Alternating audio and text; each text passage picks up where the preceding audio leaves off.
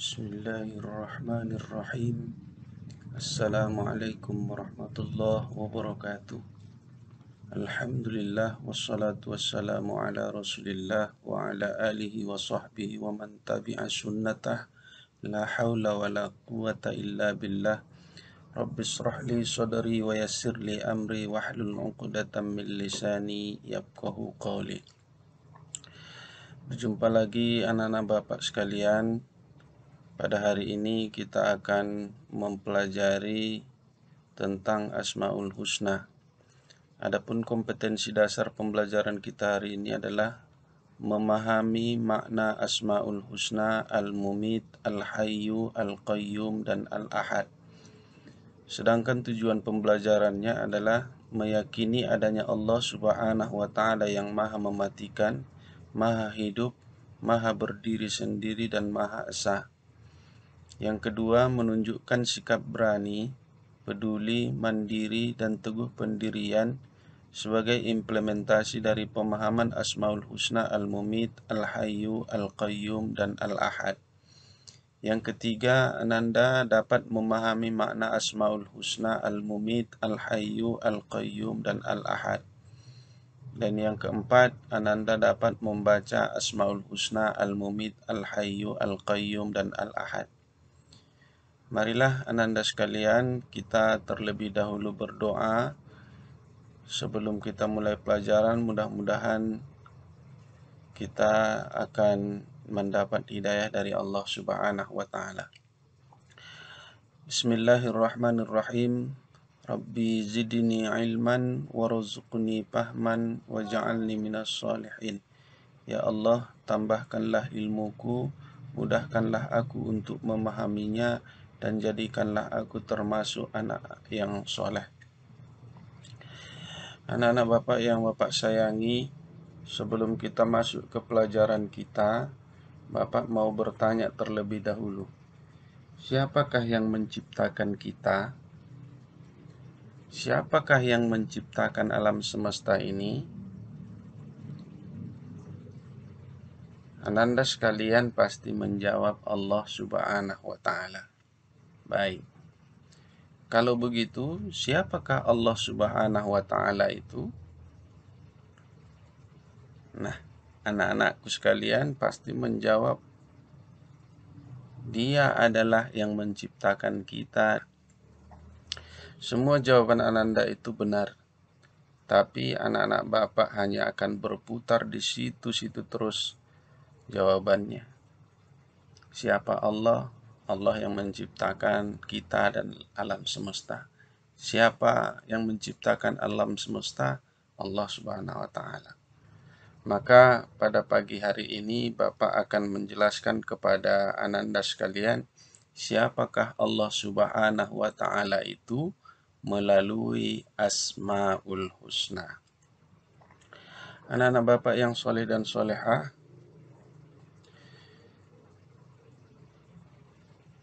apa itu Asmaul Husna? Ya, Asmaul Husna adalah nama-nama yang baik, nama-nama yang indah yang dimiliki Allah Subhanahu wa Ta'ala. Agar kita mengenal segala sesuatu, kita mesti tahu dulu siapa namanya, baru dengan mudah kita memanggilnya. Allah Subhanahu wa Ta'ala memiliki nama yang kita sebut Asmaul Husna yang berjumlah 99. Asmaul Husna itu bukan hanya sekedar nama, tapi merupakan sifat yang digambarkan dalam bentuk kasih sayang. Allah Maha Pengasih dan Penyayang. Sudah sering kita baca waktu kita sholat Ar-Rahmanir Rahim. Gambaran Allah Maha Kuasa, Maliki Yaumiddin, dan sebagainya sampai 99. Kesemuanya itu merupakan kemahasempurnaan Allah Subhanahu wa Ta'ala yang berbeda dengan kita yang serba terbatas. Anak-anak Bapak yang soleh dan solehah, Allah mengenalkan dirinya kepada kita dia jelaskan melalui Al-Quran.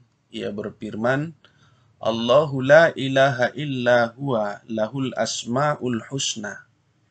Dialah Allah, tidak ada Tuhan yang berhak disembah melainkan Dia. Dia mempunyai asma'ul husna atau nama-nama yang baik. Rasulullah Shallallahu Alaihi Wasallam juga menjelaskan bahwa Inna lillahi tis'ata wa tis'ina isman mi'atan illa wahidan man ahsoha dakhalal jannah. Sesungguhnya Allah Subhanahu wa Ta'ala, kata Nabi, memiliki nama 99, 100 kurang 1. Barang siapa yang menjaganya, maka ia pasti masuk ke dalam surga. Maksud menjaga di situ adalah siapa yang mengamalkan Asmaul Husna itu, maka dia akan masuk ke dalam surga. Dari situlah anandaku sekalian, kita tahu bahwa Allah Subhanahu wa Ta'ala memiliki Asmaul Husna. Nah, siapa di antara ananda yang sudah hafal Asmaul Husna? Ini kan sudah sering kita hafalkan pada waktu hari Jumat, saat ada santapan rohani pada hari Jumat, atau juga ananda juga sudah belajar di MDTA. Bapak sangat menganjurkan ananda supaya rajin membaca Asmaul Husna dan berdoa dengan Asmaul Husna itu.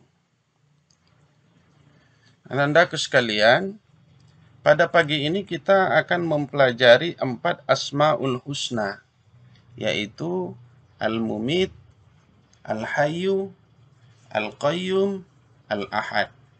Al-Mumit adalah Allah yang maha mematikan. Al-Hayyu, Allah yang maha hidup. Al-Qayyum, Allah yang maha mandiri, tidak membutuhkan bantuan siapapun. Al-Ahad, Allah yang maha esa, tidak ada sekutu dan tidak ada yang setara dengan Allah Subhanahu wa Ta'ala. Bapak akan jelaskan satu persatu agar kita dapat memahami dan dapat mengenal Allah Subhanahu wa Ta'ala melalui 4 Asmaul Husna ini, insya Allah. Anandaku sekalian, mari kita masuk kepada yang pertama, yaitu Al-Mumit. Al-Mumit artinya adalah maha mematikan. Allah Subhanahu wa Ta'ala menyebutkan dirinya yang maha mematikan itu sebagaimana terdapat di dalam Al-Quran surah Al-Baqarah ayat 28.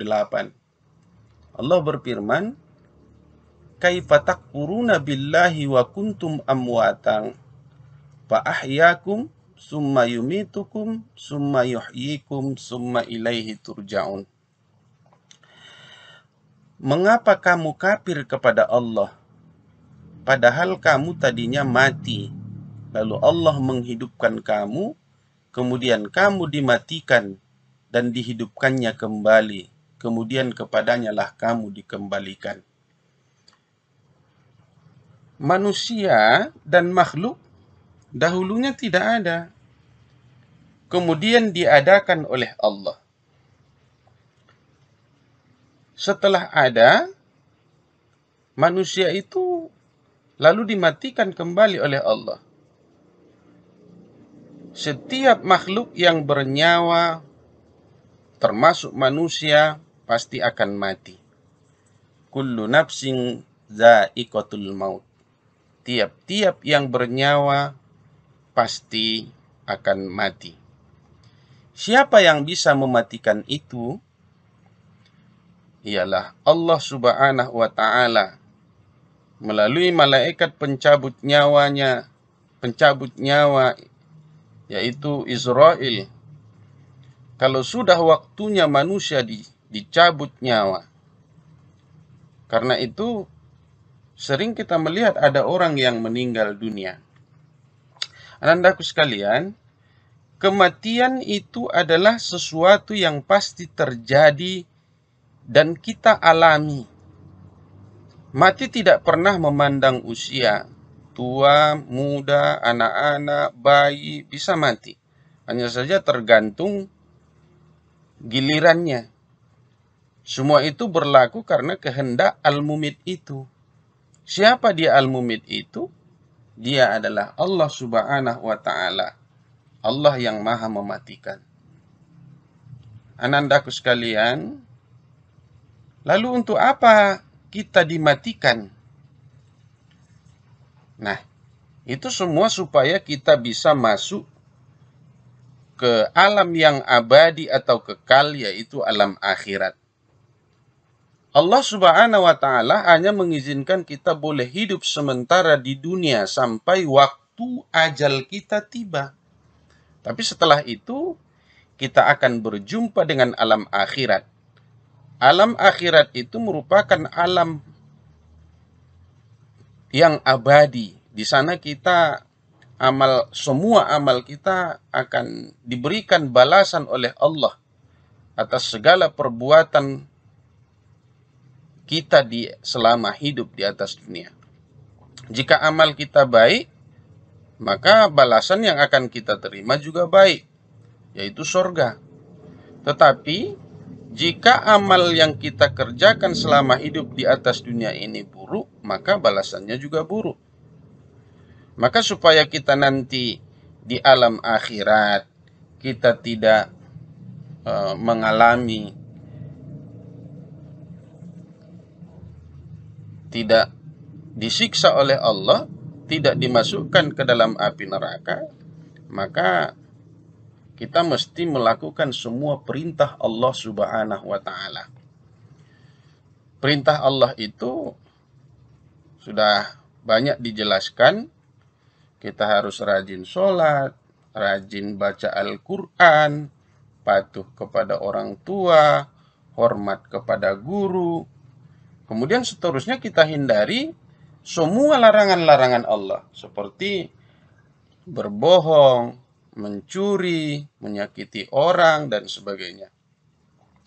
Dan yang ketiga, jangan lupa juga berdoa supaya kita dimatikan oleh Allah dalam keadaan mati yang baik, atau mati dalam keadaan husnul khotimah.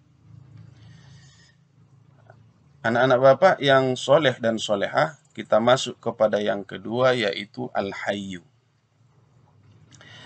Al-Hayyu artinya adalah yang maha hidup. Allah Subhanahu wa Ta'ala menyebut dirinya maha hidup.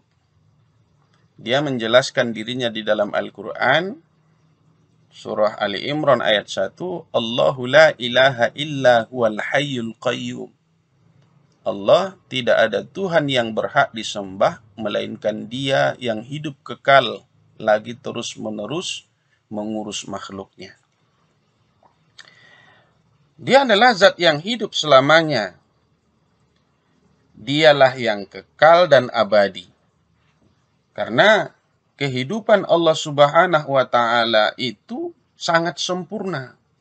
Dia adalah yang maha sempurna. Karena kemahasempurnaannya Allah itulah, makanya Allah dapat menghidupkan makhluknya dan memenuhi kebutuhannya. Berbeda dengan kita manusia, jangankan untuk menghidupkan, untuk memenuhi kebutuhan hidup saja kita sudah kepayahan. Oleh karena itu, kita harus paham bahwa yang menghidupkan kita ini dan memenuhi kebutuhan kita selama hidup di atas dunia ini ialah Al-Hayyu yang maha hidup, yaitu Allah Subhanahu wa Ta'ala. Untuk itu, sebagai bentuk terima kasih kita kepada yang maha menghidupkan dan memenuhi kebutuhan hidup kita, kita mesti bersyukur dengan cara menjaga kehidupan ini dengan sebaik-baiknya. Misalnya, jaga dan rawat tubuh kita dengan baik. Jaga kesehatan, jaga pola makan, hidup bersih. Jangan ugal-ugalan ketika naik kendaraan, misalnya sepeda. supaya hidup kita ini terus terjaga. Yang kedua, kita juga mesti menjaga kelangsungan hidup dengan orang lain. Terlebih yang membutuhkan. Kita harus mau membantu orang yang kesusahan. Misalnya bersedekah, menolong orang yang kesulitan. Kemudian kita untuk menjaga kelangsungan hidup di atas dunia ini, kita harus merawat alam ini, menjaga alam ini dengan baik. Jangan dirusak. Jangan buang sampah sembarangan, jangan menebang hutan, menebang pohon. Sebab kalau alam ini sudah rusak, maka manusia juga akan susah hidupnya di atas dunia ini. Anak-anak Bapak yang Bapak sayangi, kita masuk ke yang Al-Asmaul Husna yang ketiga, yaitu Al-Qayyum, yaitu Allah yang Maha Mandiri. Dalam Al-Quran, Allah Subhanahu wa Ta'ala juga menggambarkan dirinya dengan sebutan Al-Qayyum, sebagaimana dijelaskan dalam Quran surah Al-Baqarah ayat 255. Allahu la ilaha illa huwal hayyul qayyum la ta'khuzuhu sinatu wa la naum. Allah tidak ada Tuhan yang berhak disembah melainkan Dia yang hidup, kekal lagi terus mengurus makhluknya, tidak mengantuk dan tidak tidur. Anak-anak Bapak sekalian, saksikanlah alam semesta ini. Allah menciptakan dengan begitu sempurna tanpa ada kekurangan sedikit pun. Dia ciptakan planet-planet, matahari, bulan, bintang, bumi, semua beredar di porosnya masing-masing. Sehingga tetap terjaga keseimbangan di alam semesta. Dia ciptakan alam ini dengan sangat indah. Ada gunung-gunung, lautan, ada dataran tinggi, dataran rendah. Itu semua menjadi pesona pemandangan yang tidak bisa dilukiskan dan digambarkan oleh akal manusia. Subhanallah, ini semua sangat sempurna dan diciptakannya sendiri tanpa bantuan siapapun. Allah Subhanahu wa Ta'ala ketika menciptakan alam semesta termasuk semua isinya, tidak membutuhkan pertolongan dan bantuan siapapun. Dari sini kita bisa belajar bahwa Allah Subhanahu wa Ta'ala mengajarkan agar kita mencontoh sifatnya yang maha mandiri. Sebagai manusia, kita tidak boleh ketergantungan dengan orang lain.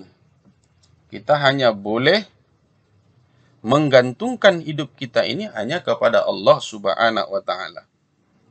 Dalam kehidupan sehari-hari, misalnya, kita dapat menerapkan kemandirian ini dengan jangan jadi pengemis, supaya kita tidak ketergantungan dengan orang lain.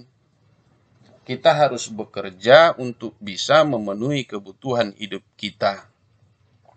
Kalau Ananda nanti sudah dewasa, berusahalah untuk bekerja supaya Ananda dapat penghasilan, nanti tidak lagi terketergantungan dengan orang tua. Saat ini Ananda sebagai seorang pelajar menerapkan kemandirian itu, mencontoh Asmaul Husna Al-Qayyumnya Allah Subhanahu wa Ta'ala, ya kita mesti juga harus bisa mandiri dalam pengertian paling tidak Ananda sudah bisa membersihkan dan merapikan tempat tidurnya sendiri, menyiapkan peralatan sekolah, menyiapkan baju sekolah, mengambil makanan sendiri, dan sebagainya dan sebagainya. Anak-anak Bapak yang soleh dan solehah, kita masuk kepada yang keempat, yaitu Al-Ahad, yang artinya Maha Esa. Dalam Al-Quran, surah Al-Baqarah ayat 163, Allah menjelaskan, wa ilahukum ilahu wahid, la ilaha illa huwar rahmanur rahim. Dan Tuhan kamu adalah Tuhan yang Maha Esa. Tidak ada Tuhan selain Dia yang Maha Pengasih lagi Maha Penyayang. Anak-anak Bapak yang Bapak sayangi, Allah adalah satu-satunya yang pantas untuk disembah. Tidak ada Tuhan melainkan Dia. Dia tidak boleh diumpamakan seperti makhluk atau menyebut Dia punya ayah atau punya ibu. Allah Subhanahu wa Ta'ala itu tidak punya ayah, Dia tidak punya ibu, juga tidak punya anak.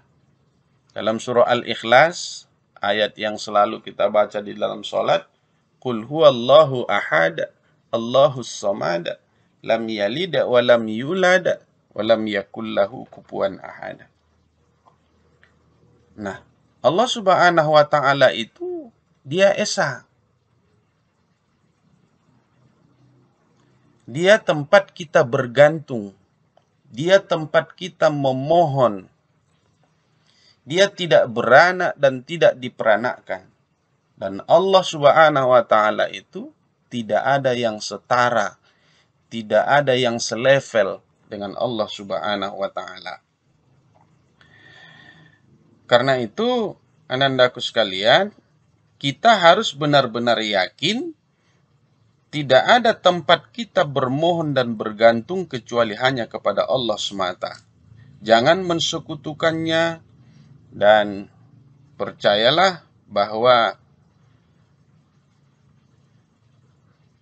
tempat-tempat yang disakralkan orang untuk, misalnya seperti benda-benda keramat, ilmu-ilmu sihir, sesajen dan sebagainya, itu yang dipercaya oleh manusia itu termasuk perbuatan syirik dan mensekutukan Allah Subhanahu wa Ta'ala. Itu adalah perbuatan yang bertentangan dengan Asmaul Husna Al-Ahad. Oleh karena itu, hal-hal yang seperti ini mesti kita hindari. Dari sifat dari Asmaul Husna Al-Ahad ini kita dapat mempelajari betapa Allah Subhanahu wa Ta'ala Dia satu-satunya Tuhan yang harus kita sembah, hanya kepadanya kita memohon, dan tidak boleh memohon kepada siapapun kecuali hanya kepada Allah Subhanahu wa Ta'ala. Anak-anak Bapak yang Bapak sayangi, bagaimana cara kita mengamalkan Asmaul Husna ini dalam kehidupan kita sehari-hari? Yang pertama, kita harus menumbuhkan sikap berani dan optimis dalam kehidupan kita ini. Sesuatu yang pasti terjadi dengan kita hidup. Orang yang berani hidup, orang yang hidup harus punya sifat keberanian. Dan sesuatu yang pasti lagi akan terjadi dengan kita adalah kematian. Dan kematian itu sesuatu yang pasti akan terjadi. Dan setiap orang yang hidup pasti akan mengalami kematian itu. Sedangkan kematian itu banyak orang yang menakutinya. Maka orang yang berani hidup harus berani mati. Supaya nanti selamat ketika mati, maka kita harus mempersiapkan diri kita dengan sebaik-baiknya. Artinya kita harus meningkatkan amal ibadah kita kepada Allah Subhanahu wa Ta'ala. Kemudian yang kedua, kita harus memiliki sikap teguh pendirian dan mandiri. Kita mencontoh Asmaul Husna Allah Subhanahu wa Ta'ala Al-Qayyum. Kemandirian itu dapat menjadikan kita menjadi orang yang sukses nantinya. Yang ketiga, kita mesti rajin beribadah, mengerjakan kebaikan, dan menjauhi larangan Allah Subhanahu wa Ta'ala. Tidak ada tempat kita menggantungkan hidup, tidak ada tempat kita menyembah kecuali hanya kepada Allah Subhanahu wa taala. Anak-anak Bapak yang soleh dan solehah, inilah pembelajaran Asmaul Husna kita pada hari ini. Mudah-mudahan bermanfaat dan dapat menambah pengetahuan anandaku sekalian. Mari kita akhiri pembelajaran kita pada pagi hari ini dengan membacakan doa. Subhanakallahumma wa bihamdika asyhadu an la ilaha illa anta astaghfiruka wa atubu ilaik. Assalamualaikum warahmatullahi wabarakatuh.